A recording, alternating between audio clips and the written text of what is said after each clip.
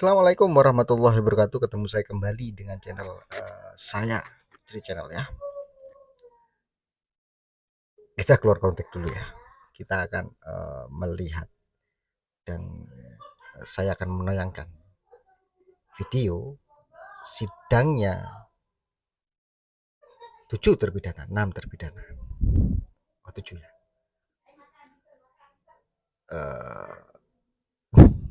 Menurut saya ini keren gitu loh. Bang Reza Indragiri jadi saksi ahli ya, membuat para JPU terdiam. Reza Indragiri guys gitu. Jadi enak ini, jadi JPU punya kuliah gratis dengan sama Bang Reza Indragiri. Oke, kita akan simak bersama-sama ya.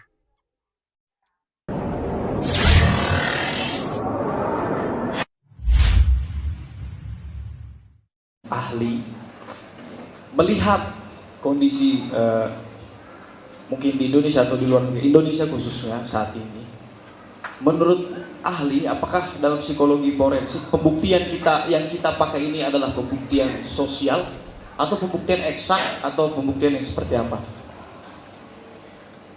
Kebenarannya itu. Majelis, ini saya harus cerita model lebih panjang lagi.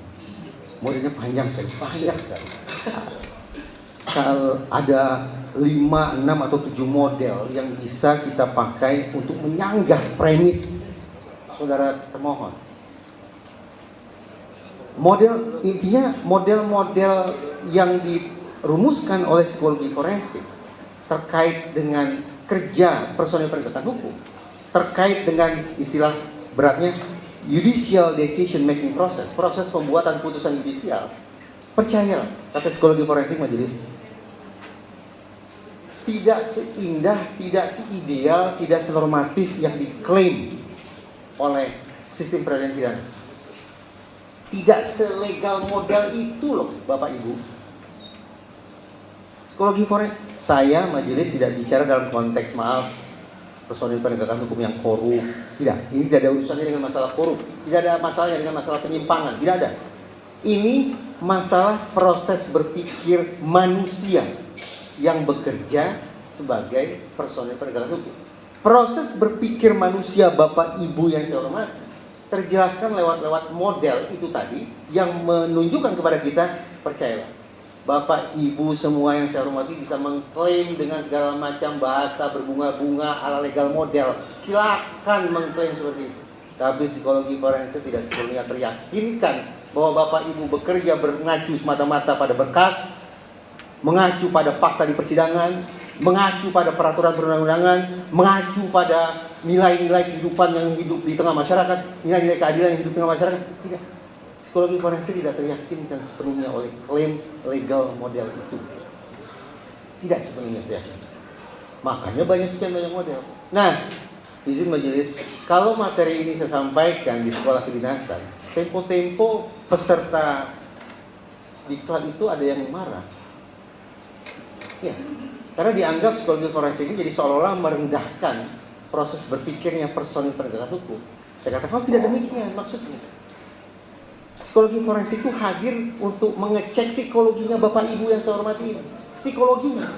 Dan psikologinya sekali lagi, toga dilepas, palu disimpan, nentek disimpan, Bapak Ibu ini sama dengan saya. Demikian. Mudah-mudahan bisa ditangkap. Terima kasih ya. Berarti tadi modelnya yang public opinion, strategic model, dan yang tiganya belum dijelaskan ini ya Pak. Panjang sekali. Panjang sekali. Saya sebut saja mungkin ya. Ya, sebut saja boleh, biar kita cari di garis boleh. besarnya aja Pak. Cara garis besarnya aja mungkin. Nah, ya. ada attitudinal model sikap. Perlu diperagakan tidak? Saya bisa peragakan dalam waktu 1 menit. Bahwa Bapak Ibu jaksa berpikir dengan attitudinal model. Kalau dibolehkan oleh majelis saya peragakan. Gimana? Coba Bapak Ibu jawab secepat mungkin ya. Jawab secepat mungkin. Dan jujur ya, spontan berarti. Kalau berpikir lambat, menjawab lambat, saya anggap Bapak Ibu tidak jujur. Tidak cocok jadi personil penegakan hukum. Karena tidak jujur. Berarti harus jujur. Ciri kejujuran menjawab secepat mungkin. Jawab secepat mungkin, spontan ya. Siap? Menjawab siap pun tidak menjawab. Siap Bu? Siap. Ibu tidak berani berkata karena terekam kan berarti suaranya. Ibu hanya berani aja. Ibu siap jawab? Siap ya? Sepasang suami istri datang ke pengadilan. Mereka akan bercerai. Kuasa asuh anak jatuh ke ya. Ini contoh etik. Ya, jaksa penuntut umumnya itu lolok gitu.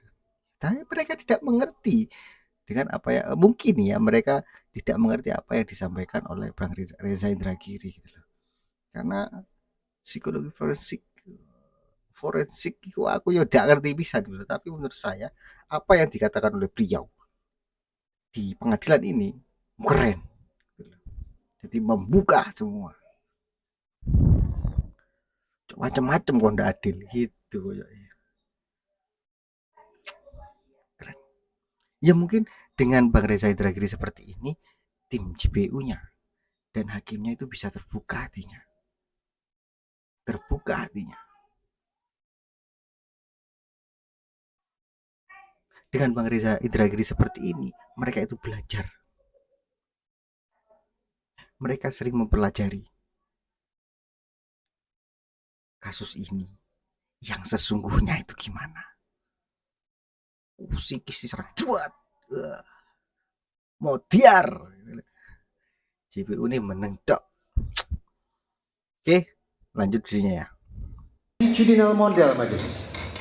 Betapa mereka tidak ngecek berkas. Mereka tidak menanyai para pihak. Mereka tidak buka peraturan perundang-undangan. By default, cara berpikir mereka adalah mengadopsi nilai keyakinan gagasan yang sudah terwariskan dari tempo dulu. Bahwa seolah bicara kuasa asuh yang paling mampu adalah ibu. Padahal kalau sungguh-sungguh mereka baca peraturan, yaitu Undang-Undang Perlindungan Anak, mereka akan temukan di situ bahwa ayah ibu dihubungkan dengan kata dan. Artinya kita tidak punya alasan dari sisi peraturan perundang-undangan untuk menganggap bahwa satu jenis kelamin lebih unggul daripada jenis kelamin lainnya ketika bicara pengasuhan. Maka ternyata Bapak Ibu bekerja berdasarkan attitudinal model. Saya lanjut majelis. Model berikut. Lagi ya ke Bapak Ibu. Sebenarnya saya bisa bertanya ke majelis, tapi untuk menghormati persidangan yang mulia saya bertanya. Saya boleh tahu ketika Bapak-bapak menangani sebuah perkara, apa yang harus Bapak cermati? 5 saja, coba. Pakai mikrofonnya. Pakai mikrofonnya.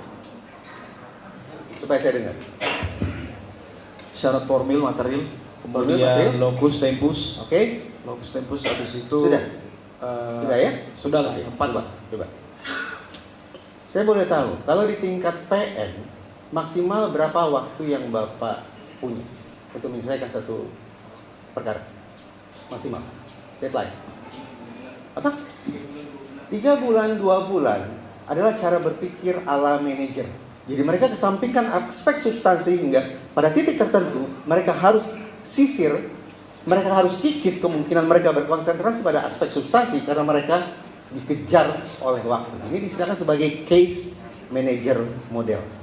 Jadi siapa bilang personil penegakan hukum semata-mata berfokus pada substansi?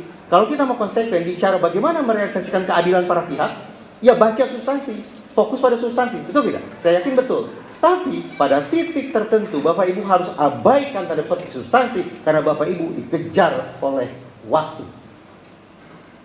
Muncullah model case manager model. Berarti Bapak Ibu yang saya hormati ini bekerja tidak murni sebagai orang yang fokus mencari keadilan dengan menggali sedalam-dalamnya aspek substansi suatu perkara, tidak. Bapak Ibu harus berpikir bahaya ini, deadline, marah pimpinan, segala macam. Itu contoh case manager model. Ada banyak lagi, tapi izin majelis saya pikir segitu dulu lah ya. Untuk sepertinya saudara termohon hanya ingin tahu saja ini. Paling tidak sudah ada beberapa model yang coba Masih ada saya pertanyaan nggak, Pak? coba. Terima kasih. Kalau masih ada pertanyaan, Ya, semoga para terpidana itu keluar bebas dan keadilan bisa ditegakkan di pengadilan ini. Karena sudah 8 tahun loh mereka itu mendekam di penjara karena diduga mereka itu tidak berbuat apa yang dituduhkan oleh oknum-oknum yang dulu. Ya, yang dulu.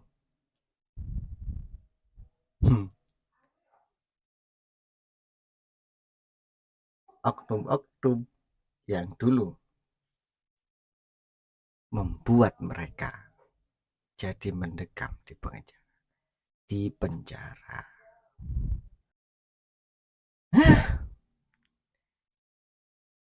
Perlu diingat ya. Oknum-oknum yang kemarin 2016 itu harus ditindaklanjuti. Kalau seumpamanya apa yang dikatakan oleh terpidana di dalam saksi-saksi, di dalam kesaksian mereka yang dianiaya yang sebeginilah, dipukul sama gembok lagi, itu terbukti bahwa mereka melakukan itu, ya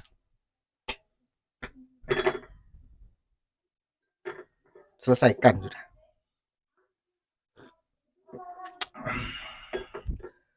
Ya, jangan lupa subscribe, like, komen, dan share, bunyikan notifikasi loncengnya. Assalamualaikum warahmatullahi wabarakatuh. Tetap kawal kasus ini, kalian pasti bebas. Assalamualaikum warahmatullahi wabarakatuh. NKRI harga mati.